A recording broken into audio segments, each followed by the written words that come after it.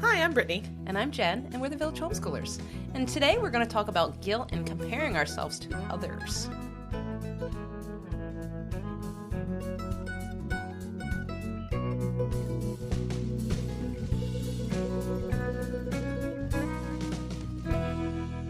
Hi, everyone. Welcome to the Village. We're going to talk about all our guilty feelings today. We're going to talk about feelings. Yeah, mostly mine. Well, so we write out outlines and notes before we do these because we are scatterbrained sometimes when we get going on tangents.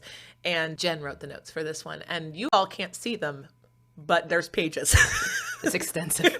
It's the longest outline of notes I've ever seen her write for anything.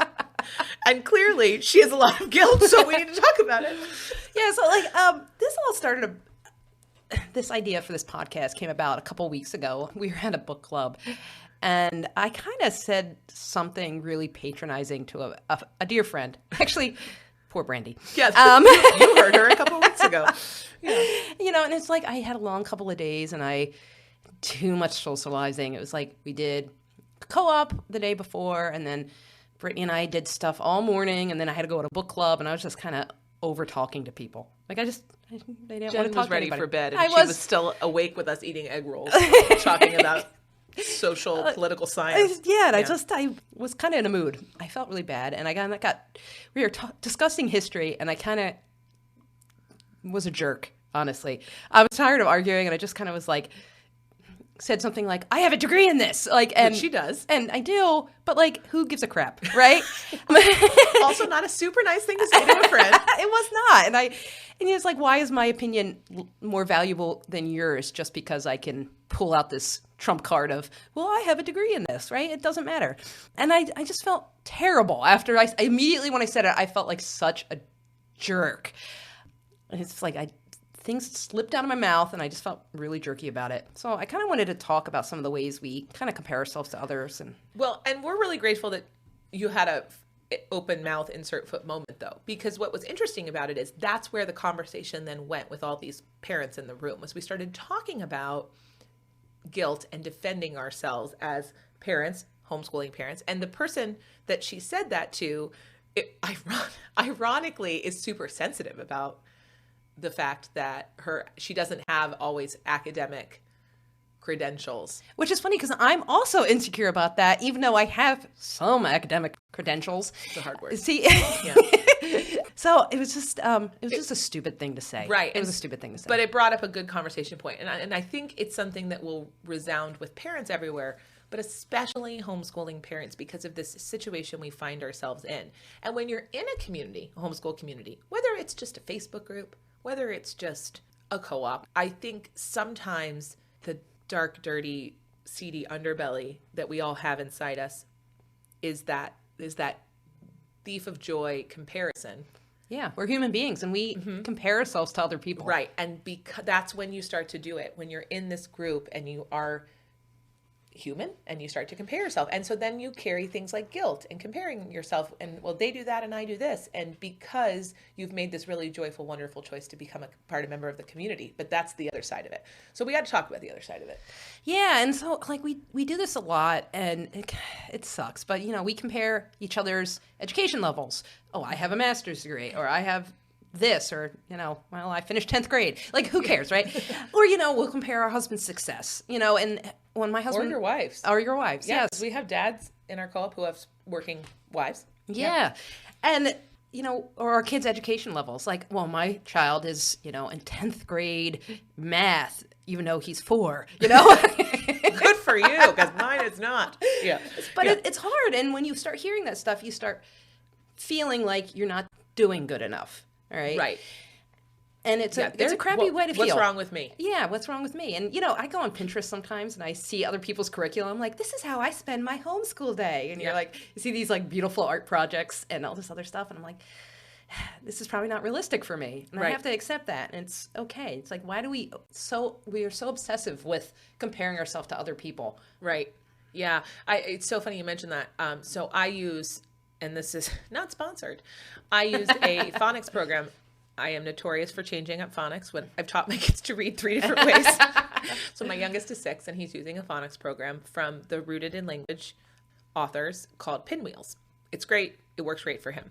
But what you do in this program is you make a pinwheel every time you learn a new phonics skill. So when we learned all the vowel sounds, we made a 5-pointed pinwheel, and you would make this beautiful pinwheel and spin the pinwheel, and there would be a different vowel. Then when it stops, the vowel at the top, A is a, as in apple, right? That's what it does.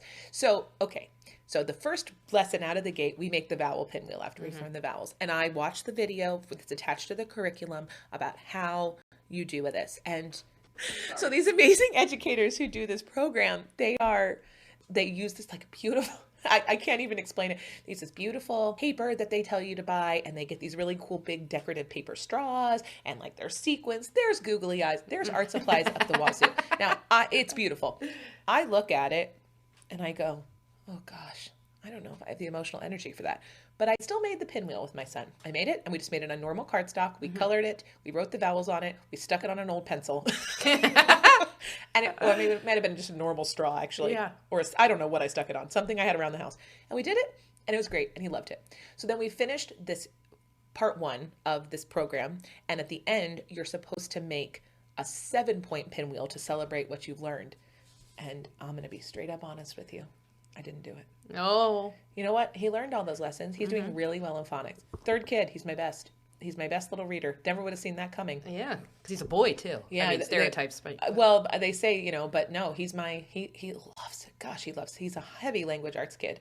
So the pinwheel works. So it worked. Yeah. Great. Gosh darn it. I just couldn't make that pinwheel that day. I was done. I didn't want to make it. I didn't want to color it. I didn't want to tape it. I didn't want to do it. So I skipped it. And I had guilt over a stinking pinwheel. This is my 3rd child. Mm-hmm. My other 2 can read. My other 2 can math. My other 2 can do all this stuff. I'm not like totally incompetent, but I was like, I'm freaking not doing this right.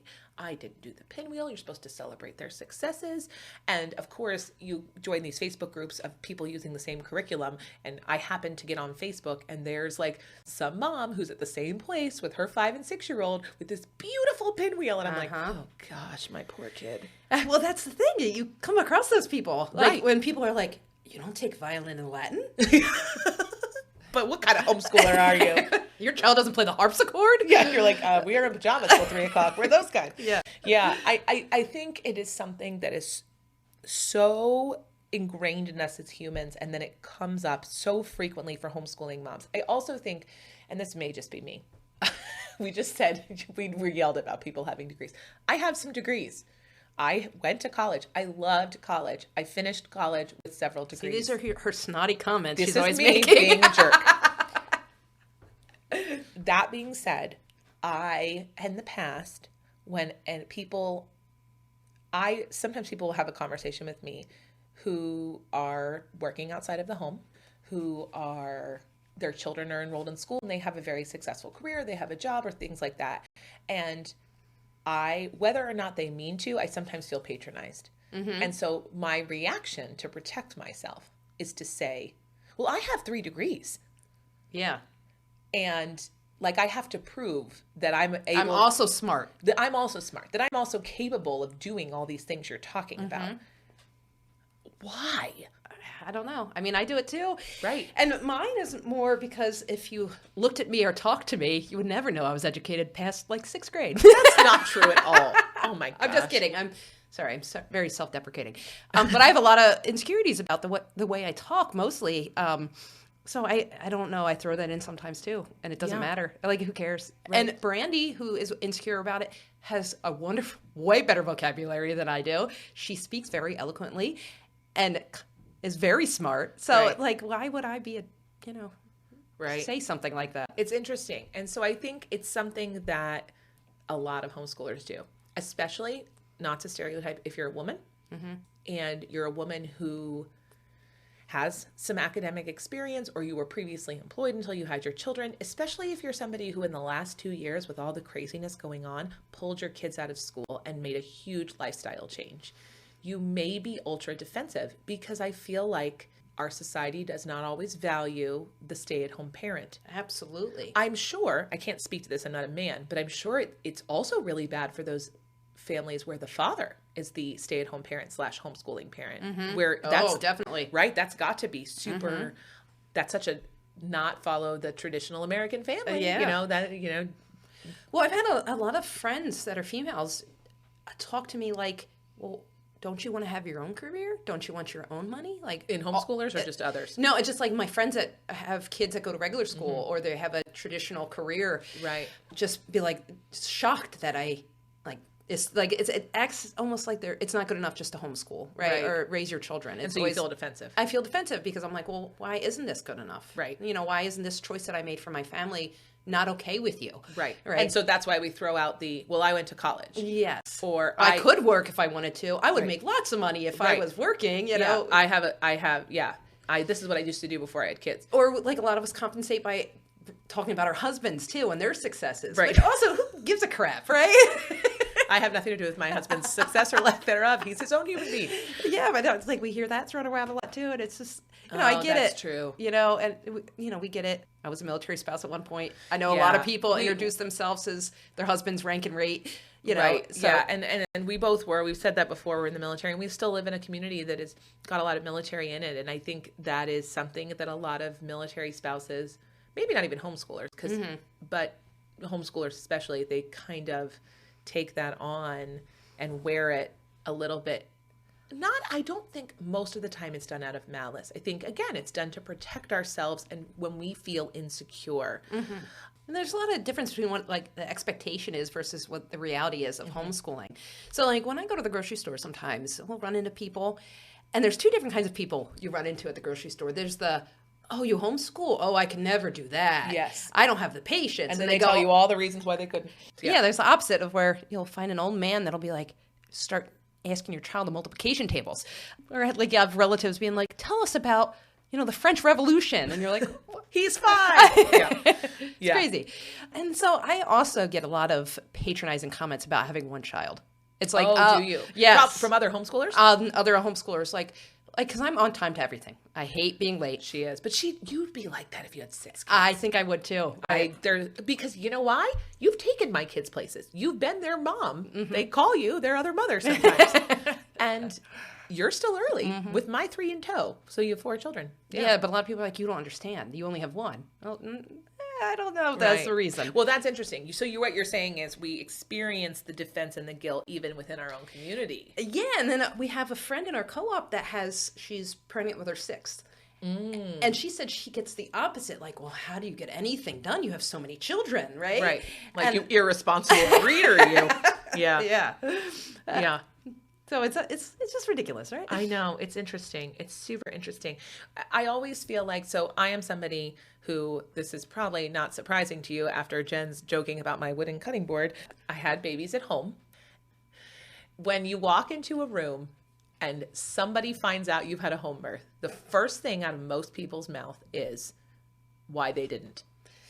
Which is a lot, most people don't. Jen didn't. No. So a lot of people get defensive and tell you, well, I couldn't do that because, there's a really good Jim Gaffigan skit about this where he's like, I didn't want my baby to die. But people say things like that to you. And it's not done to be mean or rude or evil. It's done to defend themselves. And I always want to jump in with those conversations and be like, I don't care where you had your baby. It's not my business. You don't have to defend your choice. And the same thing happens a lot with homeschooling. Yes. Is people they question it because they feel like they need to protect themselves. And that happens even within our community. I only have one child. I need to defend why I only have one child. And maybe I'm going to say something insensitive to our friend with 6. I have 6 kids. And maybe I'm going to say something insensitive to my friend with 1. Yeah. It's like, yes, the experience isn't exactly the same, but I can still empathize with your, the human experience here with having children. Exactly. Yeah. And I think, again, it's that juxtaposition. It makes us uncomfortable. We don't know how to deal with it. And we immediately get defensive. And I think it's happening in our own community. We have a friend who works full time. We actually have more than one. We have females in our co-op who are the primary breadwinners and the insurance carriers for their families. And they have had comments made to them from people in the homeschooling community about a lot of things about that. Oh, they have a lot of guilt as well. Yeah. But, most people would look at them and be like, well, they live in the dream, Right. Yeah. Kids, homeschooling. You're so successful in your career. Right. Providing for your family. Where I get comments like, oh, you're just a stay-at-home mom, right? Right. Right. Why did you waste all that money going to college? Right. Well, that's a fun one. Yeah. So they've said to us before, like, they feel like when they walk into a room of homeschoolers and they are somebody who has to leave because they have to go on a night shift because they're a nurse at the hospital, or they have to, kind of go do this, and this because of their job, or they've missed something, or they've got a bag of fast food because they didn't have time after work to make a gourmet lunch for their child. They feel like it's reflective. They feel that judgment. Yeah. Whether or not it's there. And I know people say things to them too. And so then they're like defensive about their life choices. Yeah. Because they're not the typical in the homeschool community. Yeah. And I know they feel guilty because they'll be like, the one mom in our group would feel guilty because she couldn't stay the whole day, and right. it's like, it's okay. We understand, right. Right. Yeah. Even though, and like, these are people who are valuable members. They give back in so many ways. One of them is a nurse. And we had a situation a couple days ago where somebody's child poked their eye. Oh. Actually, a friend of the co-op. She's not even actually in our co-op because she lives pretty far away, but she's friends with a lot of us. And we were like all in a text train, like, hey, friend, we need a consult here. Yeah. Should we go to the ER with this little one? And, there's lots of ways these people give back, even though they may not be giving back in the traditional, way. So, yeah, I think it's no matter where you are in life, you're going to feel that judgment. And I think it can sometimes come from within. It's funny. You mentioned the education. I feel like, yeah, why did you waste all that money is a big one.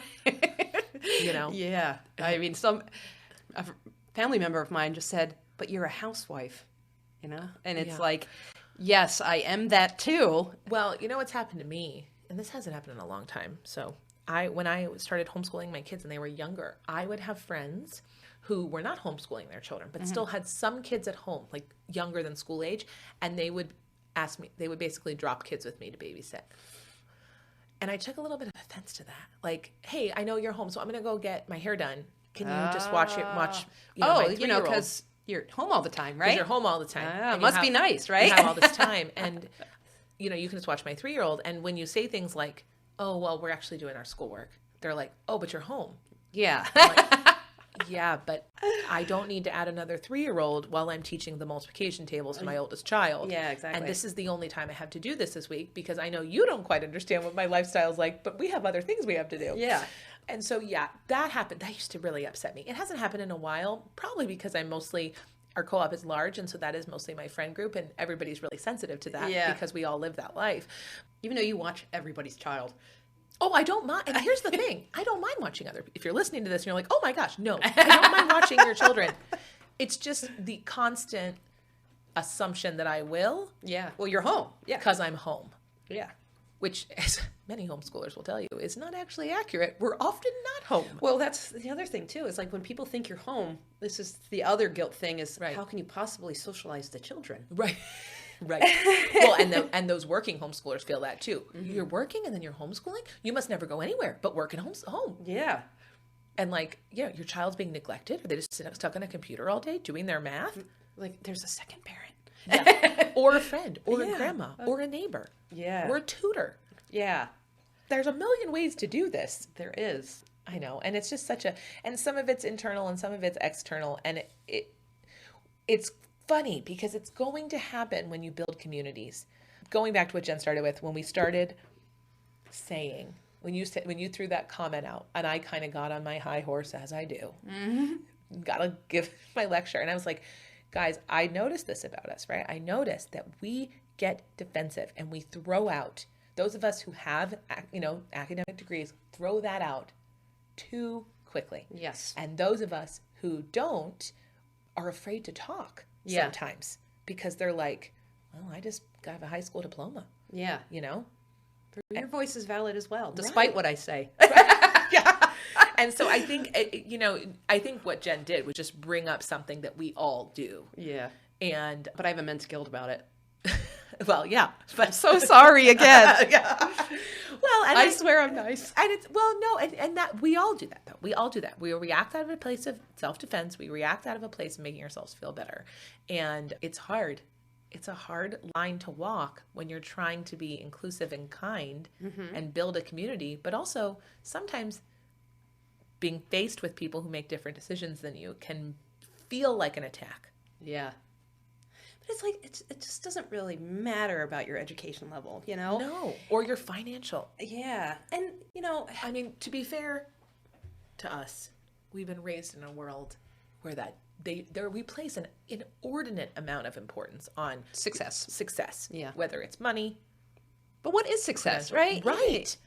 Like, if you raise good kids, I find you to be successful. Who Agreed. cares if you have a crappy old rundown car and, you know, I do. That's good. 12 cars parked in the backyard. It's okay. Yeah. Though we have made choices to remove ourselves from the traditional side of things, public schools, you know, those kinds of things, maybe not a 2-income household, those kinds of things.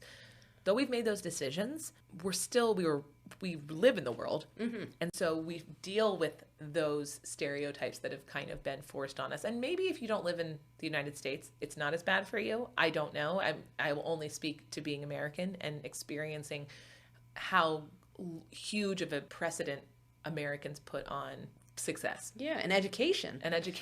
Which, you know, I was speaking to my husband's grandmother, and she's great. You know, she's in her 80s. She lived through has a lot of great life stories. You know, lived through the Depression and World War II. And she's like, the one thing I took from a conversation I had with her is she said, you know, nobody can take your education away from you, right? Even if you don't use it, it doesn't matter, right? Because you always have it. It's there. Yeah. Right. And I guess maybe that's what we need to look at things as, is like, we have these skills and this success, I say that in quotes, in case we need them. But we shouldn't be using them as like identifiers of, I'm a good person. Yeah, our crutch in life. Right. And I think that homeschoolers are really prone to that because we are going to face judgment when we leave. We're so used to being judged. I mean, we really are. It's still not a really heavily accepted lifestyle. Right. And we're in our communities, and in our case, because we are non-exclusionary, we are inclusive, you know, we're faced with a lot of people who make a lot of different decisions. Yeah, and it's, you know, I know with feminism sometimes, people tend to think that feminism is just, well, you can go out and be an engineer now as a woman or whatever. And you can. You can. But also you should be able to do what you want, right? And have the support from other women. Right. And whether that is staying at home or going out and designing cars, who cares, right? Right. Whatever makes you happy. Right. And makes your kids happy and, you know. And your family successful. And I think that's really got to be a part of the community building when you're working on a homeschool co-op or a community or whatever you're doing. You've got to be able to say, you're here, we welcome you, and we don't need you to get defensive about your life choices. We need you to just be who you are and bring what you have to the table. And sometimes that means being like, I'm reacting like this because, you know. And, you know, success looks different to other people. So, you know, sometimes success is just being able to get out of bed, you know, and getting our kids somewhat dressed and throwing together. Like, I have a bag full of granola bars, have fun at lunch. Yeah. And that's okay. Right. It's not going to be what somebody else does, but that's all right. You know, for me, I can't be successful. I'm going out and doing all the activities. You know, and some people thrive in that environment. I do not. And there's a couple times that I set myself up kind of to fail because I signed my child up for all these activities. And he was like, can we just have a day where we don't do anything? I don't want to do all this stuff. I don't want to go to baseball practice. I don't want to also do field hockey or whatever.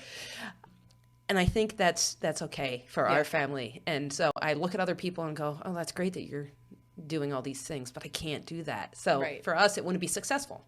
Right. And that's a big thing. It's like, what does it look like for you? And what does it look like for your family and your partner and whoever's like on this journey with you? What's that going to look like? And it's going to look different for everybody. And hopefully we were able to take down the barriers when we react defensively because we have guilt, you know, because it's a stepping stone and it's a process. Yeah. I think for homeschoolers especially. The other thing I think that happens with homeschoolers, and ironically, we're in a state of a very a tenuous economic situation right now as a nation, as a world, maybe. You know, we were having a chat with other members of our co-op, and we have some field trips, and they are a bit of a hike. Over an hour away for some. There's entrance fees associated. And, you know, no one was really talking about it. It was just like, oh, hey, do we see this? We can go to hit this place. It's an hour and 15 minutes away, but it's, you know, everybody gets in for $10 a person. And, you know, and some people were like, that's cool, blah, blah, blah. And some people were not saying anything, and it wasn't a big deal. And somebody finally chimed in and was like, yeah, I can't afford gas to do that right now. Yeah. You know, and that's a serious consideration right now. Right? Yeah. Gas prices are really expensive right now. And so it was like, between the entrance fee and the gas, that's not going to be realistic for my family. And I understood that totally. And that I didn't really react to that at all. In fact, I chimed in and said, yeah, you know, maybe we need to replan some of these and see if we can stay closer to home and cheaper for right now, because so everybody can be included. Because that's kind of my style and what I like to do. But a lot of other people chimed in at that point. We're like, yeah, man, this is going to be really hard. We're going to not be able to afford this, this, and this. And, you know, we got started talking about that. And I feel like the initial reaction, though, is then from the one hand, to be like, feel bad because I can't afford to do this with my kids. And other kids are going to go get this great experience. But we can't afford to go do that. And so, and then the other hand, there could be guilt from the other side going, we are fortunate enough to have the money, and so we're going to go do it. And you don't have to explain yourself to anybody. Yes. And I think that's what we do so often. Well, I feel guilty about this too, because I hear people making excuses why they don't have money sometimes. Right. I'm like, it's okay. Sometimes we all don't have money. Yeah. We're all living the same American dream here. Right. Yeah. Well, and you know, things change. Like, you're allowed to go through a rough patch. People lose their job. Oh, the boiler went. Yeah, your car breaks down. Life happens. You have 6 kids, and they all need new Shoes. winter coats, whatever. Yeah, and so like life happens, and you have to make different choices sometimes, and it's not a reflection on other people's choices. Yeah. Your character, right? You know, anything like that. But money and character. I mean, we tie so much of that in. Like, what did you do wrong if you don't have the money to pay for this kind of thing, right? Yeah. And it's like, no. Sometimes it's just the fact that gas is at the highest rate it's been per gallon. Yeah. In history. I think we hit that yesterday. Yeah. You know, food's not getting any cheaper. Right. And you know, things are expensive right now. All righty. We have a question from New Jersey. So what do we got, Jen? Yeah, she was wondering how often we meet for co-op, and then what do we do on the other days when we're not co-oping? Oh, well, do you have an hour? Sit down. No. So we personally meet once a week. Sometimes we'll throw in a bonus like field trip here and there. Yeah, we talked about this a little bit in the podcast with Brandy, but there's some laws in some states that tell you can only meet once or twice a week. Otherwise, it's considered a school. So we try not to break those laws because then we have a lot of regulation. Right. So generally we meet once a week. We alternate between classes and field trips. Hikes, events. Yeah. And then during the rest of the week, we do our normal schoolwork or occasionally extra activities. Yeah. So yeah, I was going to say for me, we meet on Fridays. That's when our co-op meets. It's a full day affair. It's a long one. Do not do schoolwork on that day. As we said before, we only do co-op on co-op days. And yeah, so although ironically, my kids are currently taking karate in the evening. Oh. Yeah, it's a long story. But anyway, it's exhausting. So co-op on co-op days only. But yeah, we do one day a week. It's a full day. And then we do our schoolwork on most of the other days. My kids have music lessons and dance and baseball. Yeah. And that's what we do in the evenings. And those are with everybody. Those are public schoolers too that do those with us. And yeah, that's what we do. And we have Latin 6 times a week. And yeah. And harpsichord. No, I mean, I think, you know, it's for me, and I don't know if you do this, Jen, I find that I try to do our academic work in 4 days. That's what I do. Even if we don't have, like, it's co-op on that day, I like to have that 5th day as a buffer, catch up, stuff around the house, go hang out with a friend casually, go to a park, whatever. And so, yeah, we do 4 days of academic work. Your very typical reading, writing, arithmetic.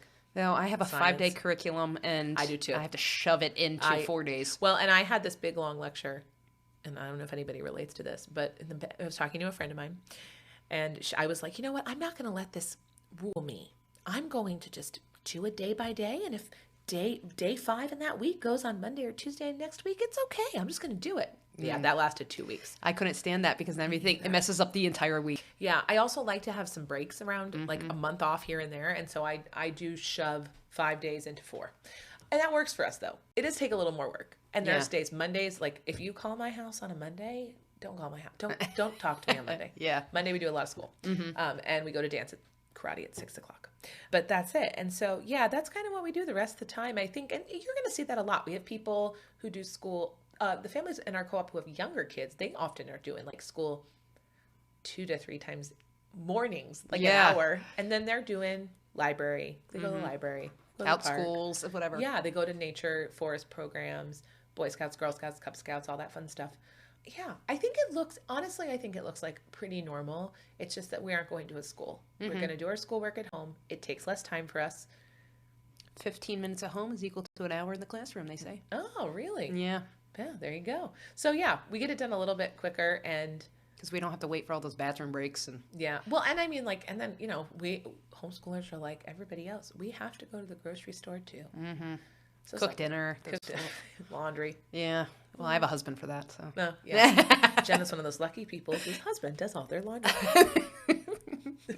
Yeah. Although I say that, my husband's the dish guy. If he's home, because he does work crazy hours, but if he's home, he does all the dishes. Always. You've seen him. That's his job. So. Yeah, we have help. Yeah. But our lives look pretty normal. Yeah. Other than the fact that our kids don't get on a school bus and get off a school bus and they do their schoolwork at home. The parent-student ratio is much smaller. That's true. I also think our houses are probably much louder. Yeah. Well, at least mine. Maybe not yours. With one kid. Yeah. So, yeah. Okay. That's what we do. All right. Thanks so much for listening today. If you have any questions for us, check us out on YouTube, Instagram, Facebook, and you can find us at thevillagehomeschoolers@gmail.com. We'd love to hear from you. If you've experienced guilt and being defensive about your choices as a homeschooling parent, if I offended you on this one, if you don't email me. Yeah, we'd love to hear from you too, because we all can relate, and I think this is something that everybody, no matter what kind of parent and homeschooler you are, you've experienced at least once. So tell us your story.